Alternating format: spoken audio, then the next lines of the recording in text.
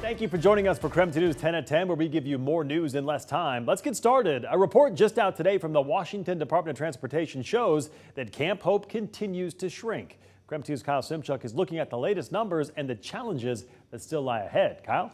Well, Empire Health says the homeless people still living there have the most complex needs, which exclude them from shelters and a lot of housing options. While officials still haven't shared when exactly the camp will close, they say they're getting closer. A new report from the Department of Transportation says Camp Hope is moving in the right direction. The latest independent count conducted by I2 Strategies estimates there's 108 people living inside the camp, which is down from the estimated 600 plus living there over the summer.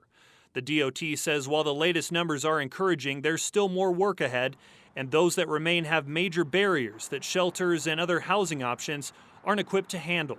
The shelters that we have are unable to get insurance for individuals who can't basically meet their own independent independent living skills, and so they can't actually participate in those shelters.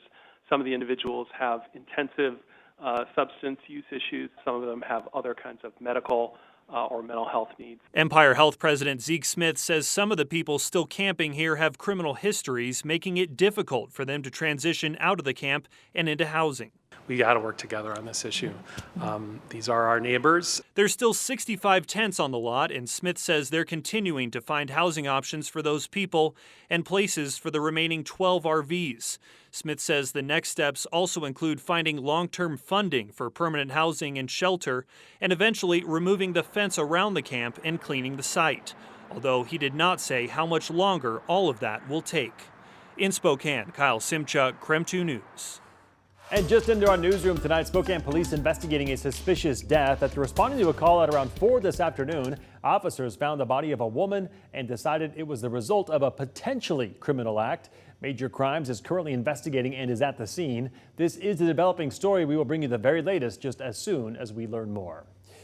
In other news this evening, hundreds gathered on the campus of Michigan State University for a vigil just hours ago. It took place at the famous Rock, where many have paid their respects since that Monday night shooting. 3 students were killed, 5 others critically injured when a gunman opened fire on campus at 2 different buildings.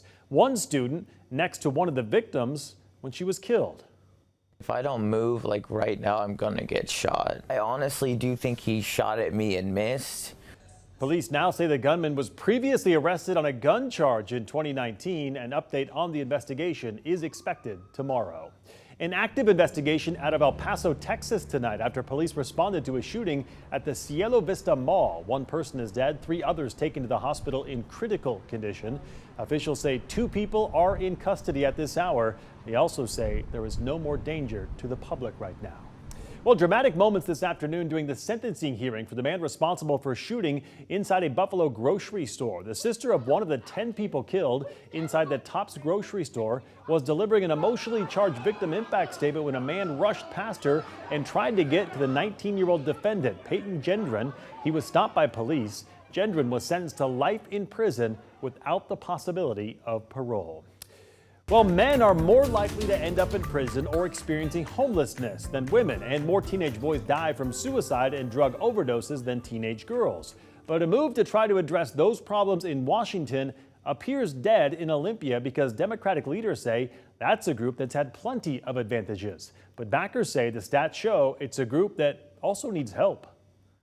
I think we want to be really careful that the solutions that we bring forward to help reduce incidents of, for example, youth suicide or gun violence are solutions that we don't narrowcast to, just the segment of our society that's been historically most advantaged. We can champion our girls and women and have compassion for our boys and men. So if the bill dies, its backers say they'll be back in Olympia to try again next year. But for now, they fear the problem will only get worse. Oregon lawmakers introduced a new bill today that would require law enforcement officers to complete at least 2 years of higher education. This just weeks after that deadly beating of Tyree Nichols. Many say this would make current staffing shortages even worse, but reform advocates say it would improve interactions with the public. Nationwide, about 80% of police agencies only require a high school or a GED diploma. The next hearing on this bill has yet to be scheduled. Well, last night we were tracking votes for 2 proposed levies for local fire agencies, and as of tonight, both are passing. The Spokane Valley Fire Department levy is passing easily right now with 68% voting yes, 32% voting no. Similarly, the District 8 levy also passing 69% to 31%.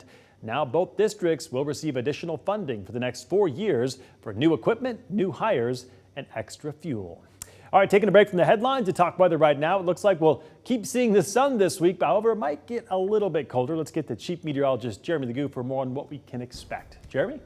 Well, over the course of the next couple days, we do wind up getting a bit of everything, believe it or not. Right now, temperatures on the cool side, down to 30 degrees already here in Spokane, and those temps continue to fall. Tomorrow morning looks a lot like this morning, with temperatures pretty widespread in the mid to low 20s. Some teens popping up once again. If you're in the teens this morning, you're likely there tomorrow morning. Clear skies and calm wind overhead are playing a big role in what we're seeing.